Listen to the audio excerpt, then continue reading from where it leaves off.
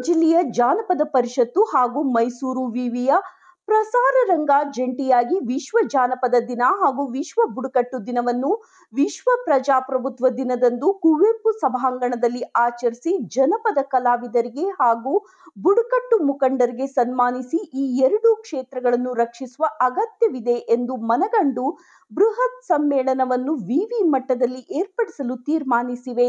ಕುಲಸಚಿವೆ ಜನಪದ ಪರಿಕರಗಳನ್ನು ನುಡಿಸಿ ನಾದ ಹೊರಡಿಸಿ ಎಂಕೆ ಸವಿತಾ ಸಮಾರಂಭ ಉದ್ಘಾಟಿಸಿ ಮಾತನಾಡಿದರು. ಕ್ರಿಯಾಶೀಲತೆ ಜಾನಪದದಲ್ಲಿ ಇದೆ. ಬುಡಕಟ್ಟುಗಳಲ್ಲಿ ಅಪಾರ ಪರಿಸರ ಜ್ಞಾನವಿದೆ. ನಾಡಿನ ಹಿತದೃಷ್ಟಿಯಿಂದ ಇವುಗಳನ್ನು ರಕ್ಷಿಸಬೇಕು.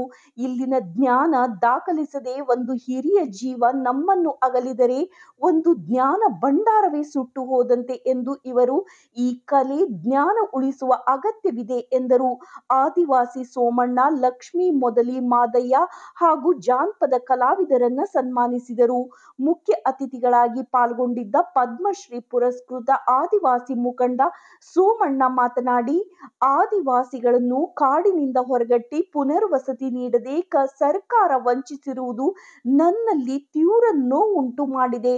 ಕಾಡಿನ ಮಕ್ಕಳಿಗೆ ಕಾಡಿನ ಹಕ್ಕು ನೀಡದಿದ್ದರೆ ಅನ್ಯಾಯ ಮುಂದುವರಿಯುತ್ತದೆ ಎಂದ ಇವರು, ಕಾಡಿನ ಹಕ್ಕು ಹಾಗೂ ಹೊರಹಾಕಿದವರಿಗೆ ಪುನರ್ವಸತಿ ಕೂಡಲೇ ನೀಡಬೇಕು ಎಂದರು. ಜಿಲ್ಲಾ ಜಾನಪದ ಪರಿಷತ್ತು ಅಧ್ಯಕ್ಷ ಕ್ಯಾತನಹಳ್ಳಿ ಪ್ರಕಾಶ್ ಪ್ರಾಸ್ತಾವಿಕ ನುಡಿಗಳನ್ನು ಆಡಿದರು. ವಿವಿ ಹಣಕಾಸು ಅಧಿಕಾರಿಗಳು ರೇಖಾ ಮಾತನಾಡಿದರು. ಪ್ರಸಾರ ರಂಗದ ನಿರ್ದೇಶಕ ಪ್ರೊಫೆಸರ್ ಎಂ ನಂಜಯ್ಯ ಹೊಂಗನೂರು ಸಮಾರಂಭದ ಅಧ್ಯಕ್ಷತೆ ವಹಿಸಿ ಮಾತನಾಡಿದರು.